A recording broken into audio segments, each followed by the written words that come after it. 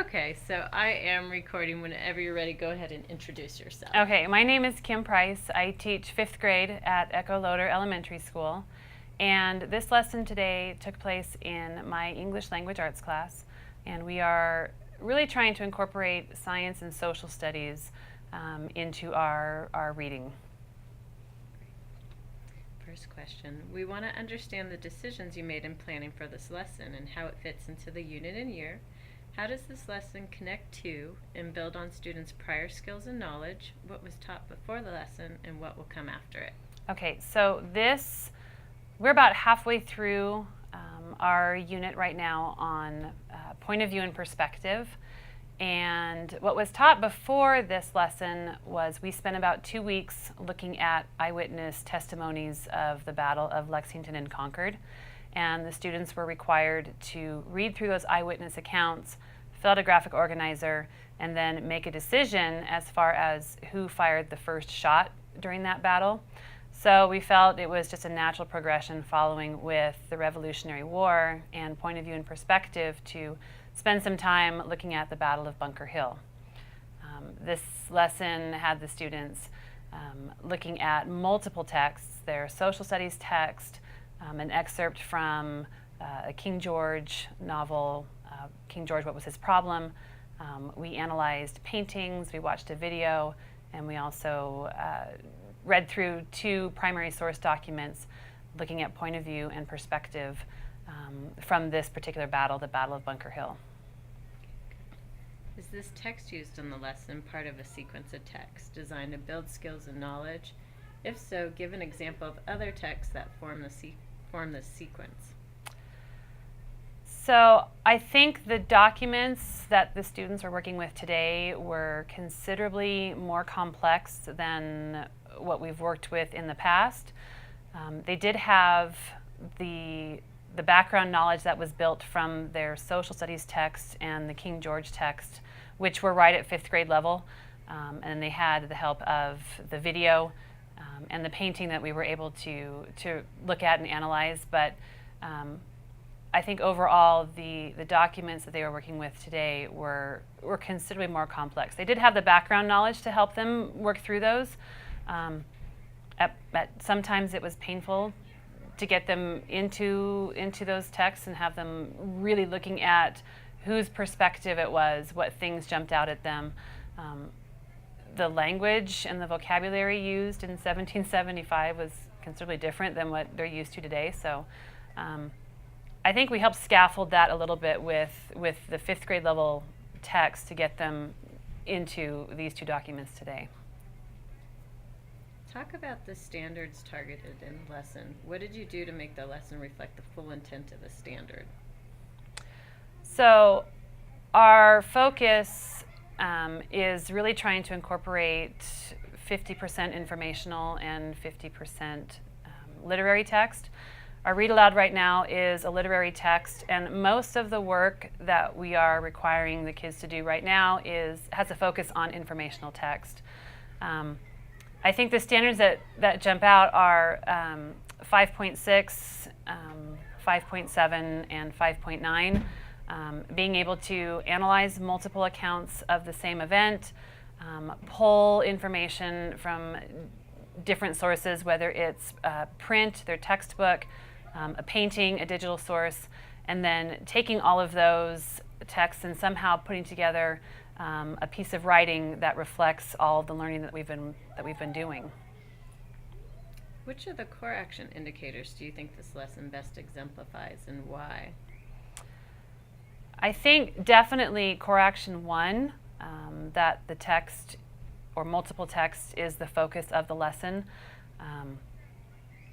Having, the social studies text, the King George, the 2 primary source documents, a painting, and then they're also going to be looking at 2 other maps. So all of their work, all of their background knowledge, all of their writing is going to be coming from those multiple texts. I think there's parts of core action 2, text-dependent questions. Everything in their graphic organizer they had to pull evidence from the text. They didn't bring any background knowledge to this, with the exception of the background knowledge they already got from the other documents or the other texts that they've read before. And then core action 3, having all of the kids engaged. I think most of them, if not all of them, have been really engaged in this. They love talking about the battle and the war and who had more ammunition and who had more guns. And the boys have really jumped into this also with trying to figure out, why one side won and why one side didn't. We're interested in how the shifts required by the CCSS are being incorporated into your instruction. Discuss how this lesson illustrates the shifts required by the CCSS. So, let me think here. I'm going to take a break. Do you want me to pause for a minute? Yeah. Okay. Give me one sec. Right. So, discuss how the lessons illustrate the shifts required by the CCSS. Okay, so building content through nonfiction text.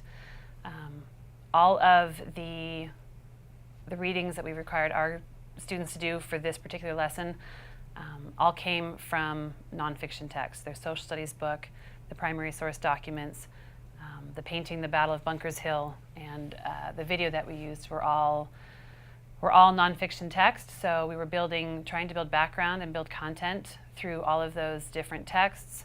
We do have them writing to these sources as their final piece to this. And as far as the academic language that comes with this, I think the academic language was very specific to what we were asking them to study about. So the fact that there were different names for the British armies, different names for the Americans, the words fortification and battery, redoubt, all of those things were very text specific as far as what we were asking them to do, but they've built some pretty good vocabulary based off of the nonfiction text that we've been using. How did you teach the content of this lesson prior to the CCSS? What is the same and what's different? I can honestly say I don't think I would have ever taught this kind of a lesson before the Common Core standards came out. I probably would have followed what was happening in their social studies text, and I probably would have paired that with our read aloud, and then I wouldn't have. This is such a totally different way of teaching for me that it's exciting. It's exciting to see the kids jump into something that is not only difficult for them, but it's difficult for me to read also. But yeah, no, I wouldn't have taught this way before the Common Core standards. So let's see. How did you support all students in working with grade level texts? For example, how did you provide scaffolding for students below grade level so they can read at grade level text? For my struggling readers, the day before we had them working with this text in their groups or whole group, I pulled 2 of the lower groups and they were able to preview the text before having that conversation with their groups. They also listened to a fluent reading of the texts. And then we had a little bit of discussion, talked a little bit about vocabulary that was giving them some issues. And then the next day they were able to join in with their groups. And then there wasn't any issues with that. Pairing them with stronger readers in their discussion groups is something that I try to do also, giving them that a little bit of additional support, and then just constantly checking in with some of those students as they're working through the documents. They're really good about getting their ideas out verbally, but they struggle a little bit with getting those ideas from their heads onto paper. How did you create opportunities for students who are advanced to engage more deeply with the grade level or above grade level text? So I think the documents and some of the text that we've been working with levels the playing field a little bit as far as the high readers and the low readers. I think it's safe to say that all the readers coming to these documents are going to have struggles somewhere with it. and they're going to bring different things from it, and they're going to take different things, and so I don't necessarily think it was the decision was made. Oh, what are we going to do for our high readers? What are we going to do for our low readers? This pretty much made it an even playing field for high, medium, and low readers. How do you know the students were able to successfully respond to the text-dependent questions and tasks with precision? So walking around and sitting with the groups, talking with the groups as they were working, having them talk about what they were thinking, checking to see what they were writing in their graphic organizers, stopping the small group discussion to have some whole class discussion. We're really going to see what they got from this from the writing prompt, which we'll be working on probably the next couple of days and into next week. So once we get that writing back, we're going to really be able to see if they got what we wanted them to get from the lesson. Did students acquire the literary skills addressed in the lesson? And what did you do for students who did not acquire the literary skills addressed in the lesson? I'm not sure if there were specific literacy skills that were necessarily addressed. They had to read and reread the document several times. They had to be able to cite evidence from the text. They had to be able to write down those ideas, write down those thoughts, go back in the text, find those answers, and then ultimately defend their answers. So I'm not sure if there were specific literacy elements that were addressed, but definitely the ability to read a complex text, go back in the text, find the answer, find the evidence, and then back up their reasons, I think was definitely something that they walked away strongly with this lesson. Which behaviors from Core Action 3 did the students best exemplify in this lesson? And what actions have you taken as a teacher to make that happen? Oh, I'm going to have to look at these Okay. because they're A, B, and C. Speaker right about. Do they want me to cite the behavior or? Whatever you're comfortable, whichever way you're comfortable answering this question. And could you repeat that question one more time? Which behaviors from Core Action 3 did the students best exemplify in this lesson? Okay. All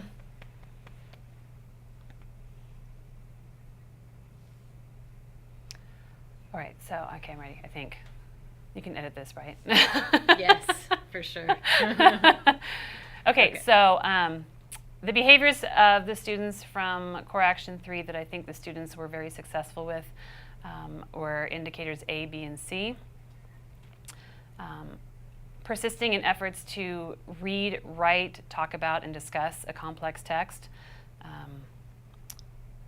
Being able to provide evidence from the text in their answers, not only in their graphic organizer, but with the discussion of the small group and the discussion of the whole group. And then, let's see, Indicator C, using evidence and other students' observations to either adjust their answers or agree with them or disagree with them. I think those were really good examples of Core Action 3. Reflecting on the lesson, what worked well and what might you do differently? I'm glad that we spent some time building background knowledge, taking the time to really have them explore their grade level social studies text, looking at an excerpt from the novel, having that discussion of the video and the painting, having them answer some questions about those. Really gave them a solid background on that. I'm glad that we took the 2 days to do that before this. I'm not sure if I would change anything about this. I don't know. I think I have to wait and see what comes of their writing to see if we needed to make any adjustments. But for where we are right now, I'm happy with the knowledge that they have. I'm happy with the fact that they're able to contribute to the discussions. They're able to look at some complex primary source documents, bring some of that background knowledge with them to help them figure out really what's being said in those documents. So overall, I'm happy with where they are. Were there any surprises or unexpected student behaviors or reactions? I liked the fact that a couple of my students took a paragraph from from document number 2, where it talked about the bravery of the British soldiers and how they were outnumbered and how they were very disadvantaged. And the kids were able to take that and say, oh, they were boasting about how great they were. I'm glad that they were able to pull that out, because then they were able to really see, I think, that perspective and how they were trying to paint that picture of how great they were, when in reality they really weren't that great. You're done. I loved that. I loved that they caught that. I was like, yes, you caught that. That's